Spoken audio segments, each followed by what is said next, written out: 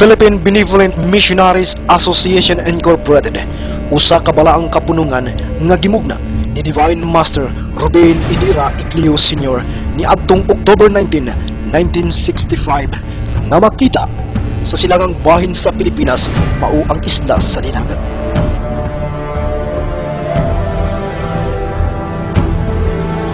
Kapunungan nga gimugna sa usa ka gugma, paghiusa ug pagtinabangay sa usa ka misyon, usa ka pagtuo, usa ka buhat, usa ka pag-ampo ug usa ka tumong.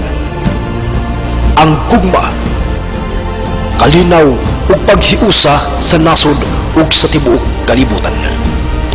Ug tungod nini, natawo ang programa sa telebisyon nga maghatod sa kalambuan ug kasayuran sulod sa kapunungan, ang Inside PBMA.